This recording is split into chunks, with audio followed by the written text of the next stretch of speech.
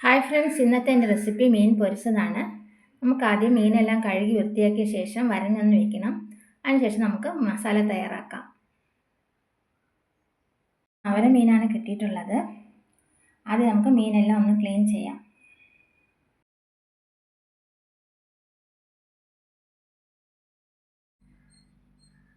നമുക്ക് ആദ്യം മീനിനുള്ള മസാല തയ്യാറാക്കാം.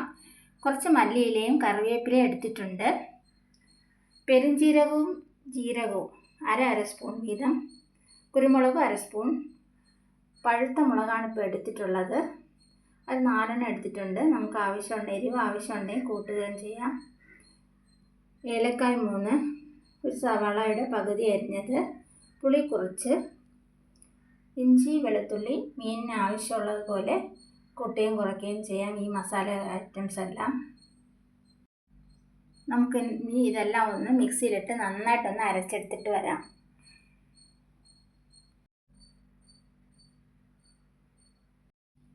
അരപ്പെല്ലാം ഞാനിപ്പോൾ അരച്ചെടുത്ത് കൊണ്ടുവന്നിട്ടുണ്ട്. അരപ്പിനോടൊപ്പം നമുക്ക് കുറച്ച് മഞ്ഞൾപ്പൊടി ചേർത്ത് കൊടുക്കാം.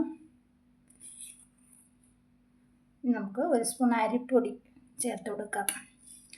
അരപ്പ് മീനിൽ പറ്റി പിടിച്ചിരിക്കാൻ ആയിട്ടാണ് അരിപ്പൊടി കൂടി ചേർത്ത് കൊടുക്കുന്നത്. കോൺഫ്ലോർ ഉണ്ടെങ്കിൽ അതുകൂടി ചേർത്ത് കൊടുക്കാം. ഇനി കുറച്ച് ഒരു ലെമൺ ജ്യൂസ്, ഒരു 3-4 തുള്ളിപ്പം.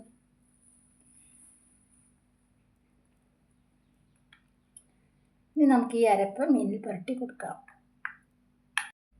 വൃത്തിയാക്കിയ മീനിലേക്ക് നമുക്കിനി മസാല ചേർത്ത് കൊടുക്കാം.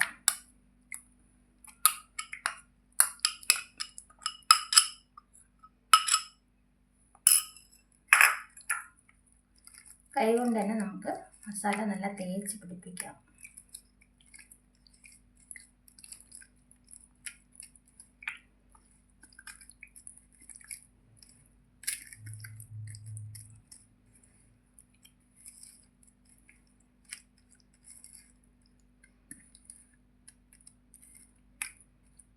നമുക്കിനി ഇത് 1 മണിക്കൂർ വെച്ചതിന് ശേഷം പൊരിച്ചെടുക്കാം.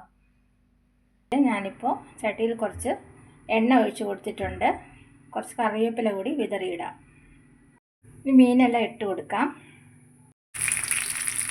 ഇനി നമുക്ക് മറിച്ചിട്ട് കൊടുക്കാം. ഇപ്പം ഞാൻ മീനെല്ലാം മറിച്ചിട്ട് കൊടുത്തിട്ടുണ്ട്.